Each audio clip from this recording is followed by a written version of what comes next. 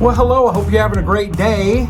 Nice to see you. It is the Nisha Jackson Show, living the good life, and we're going to talk about that in just a minute. Before we do, if you would please hit that subscribe button and let your friends know about the Nisha Jackson Show, and also go to nishajackson.com and onebigmedical.com and takebrandx.com. You have a lot of .coms. Yeah, but mostly just nishajackson.com, and then you can get anywhere else. Then you go there. Yeah, you can just go wherever. And also, as a little bonus, Nisha's wanting to answer your questions on the show. So go and send her an email, info@nishajackson.com. It's info@nishajackson.com. And that's to suggest a show that you would like me to do, maybe a question that you would like me to answer on the show. I'm not saying I can do that. I'm just saying it would be great for me to have more show topics. I do get lots of emails from patients and from friends and family and lots of other people that listen to the show, but I'd like more.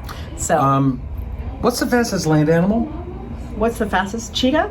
Okay, that was the only question I had. I have no idea. All right, so the good life. We're in a beautiful place. We got nice shrubbery behind us and everything, and it's something that everybody wants to do, but not everybody knows some of the secrets. And you've got some secrets to live the good life, and I believe you live the good life. Oh, you do? I do. Oh, that's nice. I always feel like I'm just barely scratching the surface of what I need to know, what I need to do, and how I should be living. I mean, I don't know, do you feel that way? I mean, I feel like I wake up every day, it's like, I gotta learn more, I've gotta learn more. So I guess that's good, keeps me going. So yes, I read this article. You actually sent me the article, and I just kind of poured myself into this article because I thought it was so interesting about Stoics.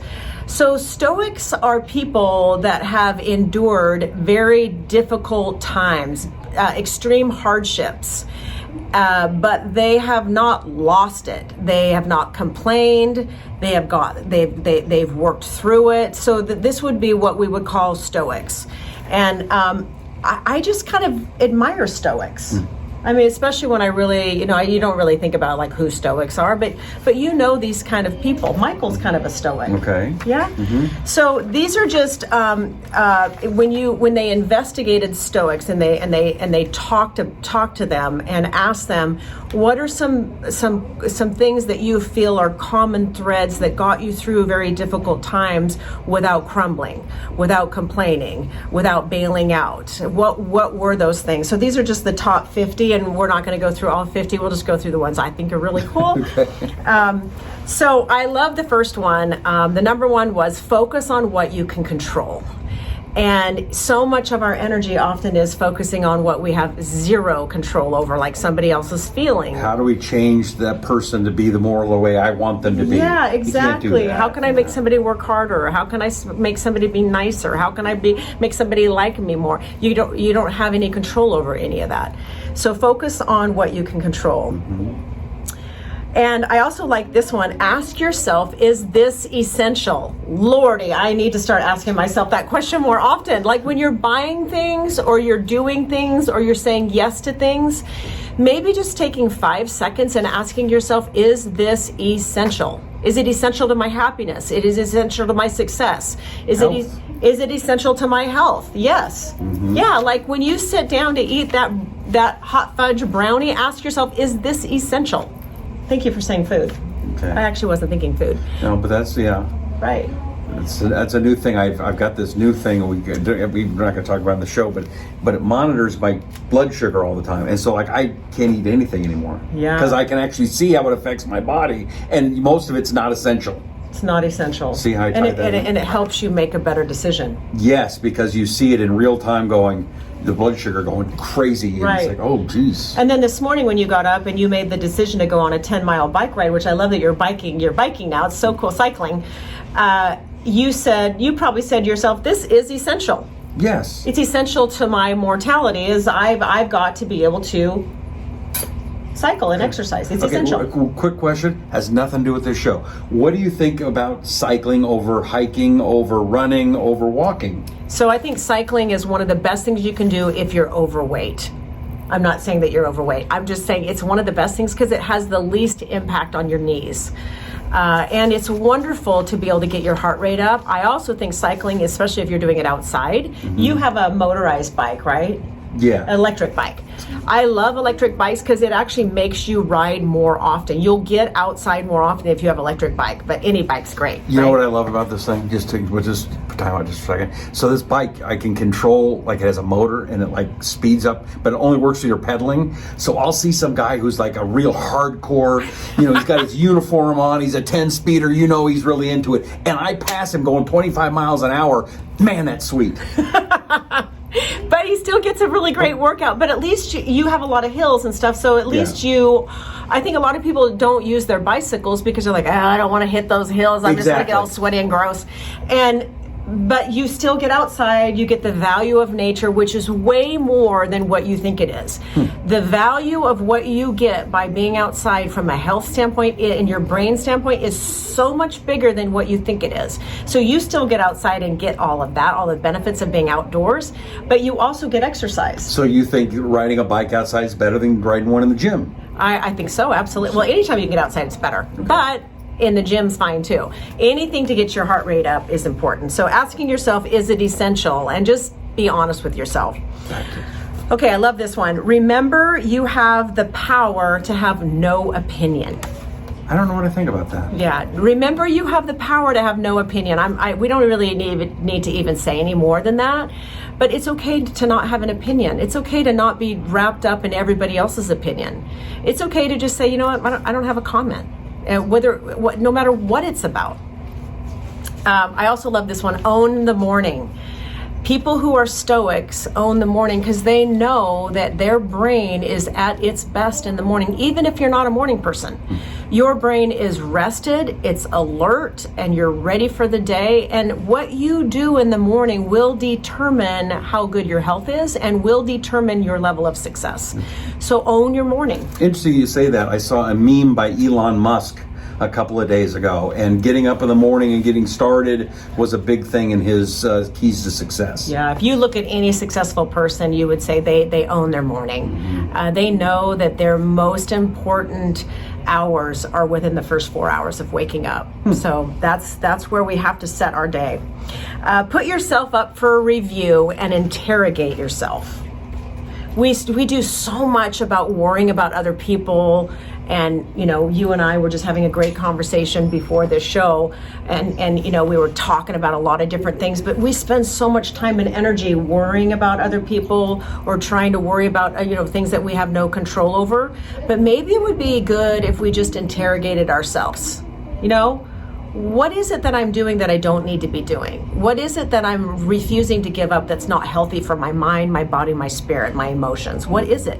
So maybe just take a little bit of time once a week and say, how can I be a better person? What is it that I'm doing that's not serving me well?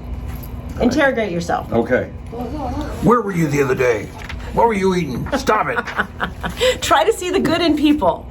Stoics know that even though they've been through hardships, where they've been in situations where they probably didn't really love the people that put them in those difficult situations, but seeing the good in people will allow the good to come to you. And I think, again, we spend a lot of time finding all of the things we can't stand about someone, or it irritates us. We do. Yes, I'm bad. And it's actually kind of funny, especially if you're a sarcastic kind of person. It's kind of funny, but it's really not funny, and it's not good for your spirit. So find the good in people, because it will actually find you. Don't compare yourself to others. Which is huge because of things like Facebook. Yes.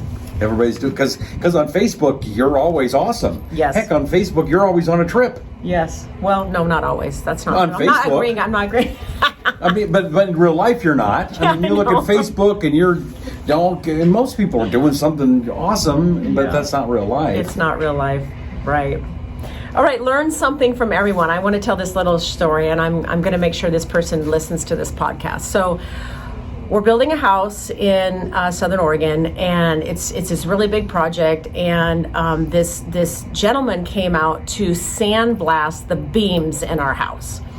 And this guy is not a picture of health, and I mean at all.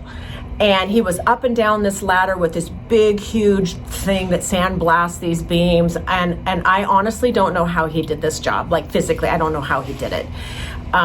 His health is so poor.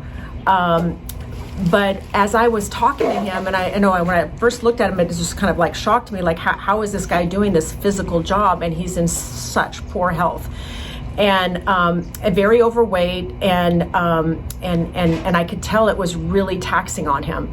But as I started talking to him, he owns 4 businesses. He works like a dog. He's in a wonderful relationship with his partner. He loves what he does. Like, he loves it. And he's so good at it. I mean, all these different things that he does, he's so good at it, and he's so fired up to help people, and he's always giving. We ended up giving him 3 or 4 other projects with this house. And I was just over at his shop the other night, and I took him some Brand X because the poor guy really needed it. And subsequently, of course, I'm gonna help him in his health journey now. By the way, takebrandx.com. But I learned something from him that no matter how bad he was feeling, he still took the time he wanted to know about me, he wanted to talk to me, he wanted to talk about the project and what I was doing. He just showed this extreme interest in my projects and my life. And I just thought, wow, that's so cool that this guy is physically exhausted and not in good health and probably hasn't received very good medical care in the past or very good direction. And yet he's taking the time after a 14-hour day just to sit down and talk with me. And I thought, wow, what a really cool guy. So I'm going to work on his health with him. But I learned a lot. So trying to learn something from people is really important, and seeing the best thing in them. There's a reason why people come into your life. And instead of trying to critique everyone, just looking at them and saying, what is it that I can learn from this person? The end. I don't know if can you top that? I can't top that. You want to do show 2? I mean, that was good. Seek out challenges. Okay. Well, we'll challenge to keep going. Yeah, seek out challenges. Find a way to love everything that happens. That's really hard, especially all the bad stuff. Find a way to love everything that happens. That's a good one. You're about to skip it, but this is a good one. Don't follow the mob. Gosh, I always say when everybody's going this way, think about going this way. Yeah. Don't follow the mob. Seek out challenges. I always said that. Grab the smooth handle. I don't know what that means. I don't either. Okay. Every person is an opportunity for kindness. Say no a lot. I want to talk about this. Yeah. Okay, so my favorite word is yes. Whenever we go around the table and we ask these crazy questions, and it's just good for like conversation, because I always like to ask a question at a group dinner. So a question I ask a lot is, what's your favorite word? And so my word always is yes. Like, I love the word yes. I love to say yes, I can do that. Yes, I want to learn that. Yes, I want to go there. But my new word is no. Ooh. And that's really hard for me because it doesn't just slide off my tongue like yes, no. But you need to say that. Yeah, no, sometimes it's just no, I'm not interested in that, or no, I don't want to know that, or no, that's not in my highest interest. That's it wouldn't be good for me. Or no, I don't really have time to take that on. So we say yes a lot that's really not good for us. Right. And so learning to say no, and it's kind of like the gas and the brake, like learning how to pump both at the right time, say yes, say no. So I think that's good. That's good. Do you say no a lot? No. You don't. I just did there, though. No, part of my job is to make sure everything's done. Whatever you need. Yeah. Yes. Do I ever say no to you? No, you don't. Find one thing to make you wiser every day. Think about that. Find one thing to make you wiser every day. A little bit of progress every day means something big in 6 months from now. So find one thing that makes you better. Find one thing that you can learn. My daughter and son-in-law were doing this thing recently where they were committed to reading 10 pages of a book a day. And they had this little challenge going. There were like 10 things they were trying to do, but that was one of them. And it's kind of cool because you can kind of get through some books and you can get through some things that are it's just easier just to not do it. So learn something that is helpful to you every single day. And I think that, what happens is you put all of those days together and you really know something, or you really have figured out something.